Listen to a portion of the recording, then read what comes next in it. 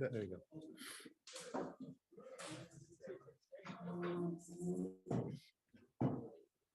Good evening, everyone.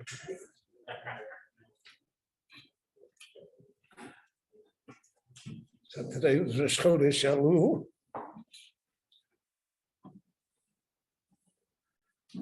So in the Kitzur Shulchan Aruch, Mechaber brings, he quotes that Elul Aleph Lamed Vav Lamed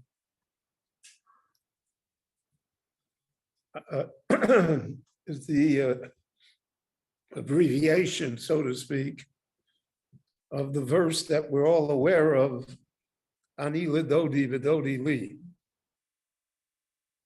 Aleph Ani Lamed Ledodi Vav V'Dodi Lamed Li. So Elul is Ani Ledodi V'Dodi Li.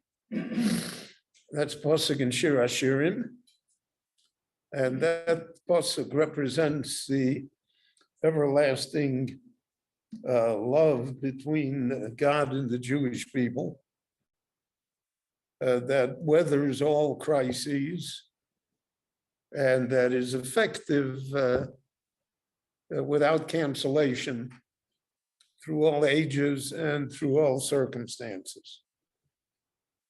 So that's Elul.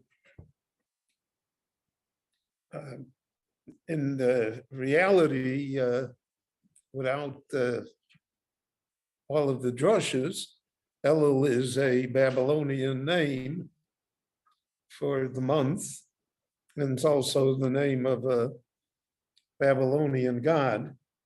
So there's a whole conversation as to why Jewish months should be named after pagan deities like Tammuz, which was a well-known pagan deity, and Elul also. However, what makes it interesting is the fact that he brings a second pasuk that also contains the abbreviation of Elul. So the first one is Ani Ledodi V'Dodi Li, but the second one is a strange pasuk. It has to do with Ir Miklot. It has to do with someone killed someone else b'shogeg. So the pasuk says, "V'Elokim ino liyodo, v'samti l'chol mokom lanuz shoma." Thank you.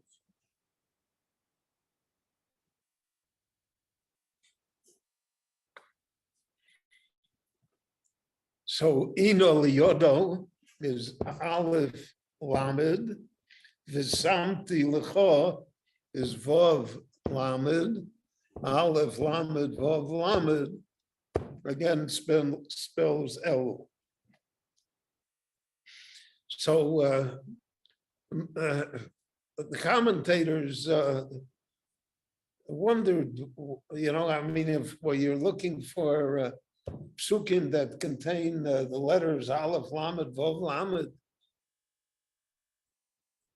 we understand that Ani Ledodi V'Dodi Li has a connection. The month of Elul is the month that we become closer to spirituality, to the Rebbeinu Shalom Kaviyachol. So there's a connection. What's the connection here by Ir Miklot? What's the connection by Elokim Ino Liyodo? So there are a number of interpretations here, but there's one basic theme. We have a rule that people should keep in mind, and that is Adam Muad Lo.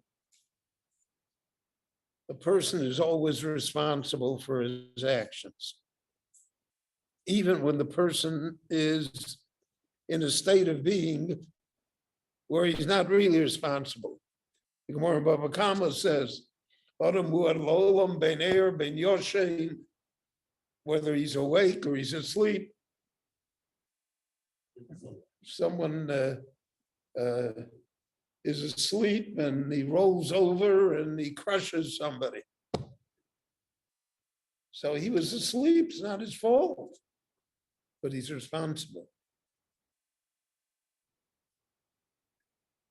There is no excuse in halacha for a person's behavior. There are extenuating circumstances. There are mitigating circumstances, but it doesn't change the consequences of one's behavior. Whatever happened, happened. And that the person is therefore responsible for it.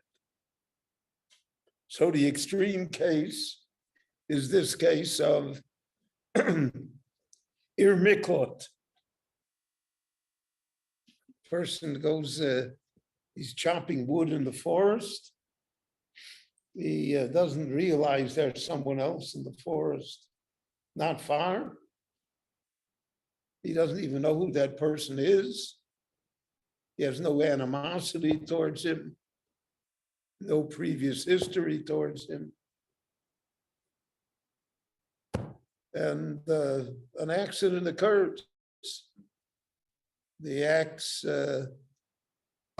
two opinions in the Gemara as to what happens. The axe hits the wood, and the wood is like shrapnel. A piece of it breaks off and strikes the person and kills him. So we would say it's an unavoidable accident. There's no negligence involved there. But the Torah didn't see it that way. The Torah saw him as liable to the death penalty for murder. The Goel Adam, whoever that person is, can initiate murderous proceedings against him. So the Rebbe Shalom did us a chesed that there's a din of miklot. Asher Yonus Shoma HaRotzeach, that the Rotzeach can run there and he can live out the rest of his life there until the death of the Kohen Gadol. And when the death of the Kohen Gadol occurs, then he can leave the miklot without danger. So here there's a lesson, very important lesson, that a person is responsible, and that's what the month of Elul is all about, and that no matter what excuses we have, the responsibility does not shift, and it does not disappear. Elokim ino liyodo. The Rabbanu Shalom caused something to happen. It's not his fault. He got up in the morning, he wasn't going to do anything wrong to this man. But it happened. But because of the mitigating circumstances, so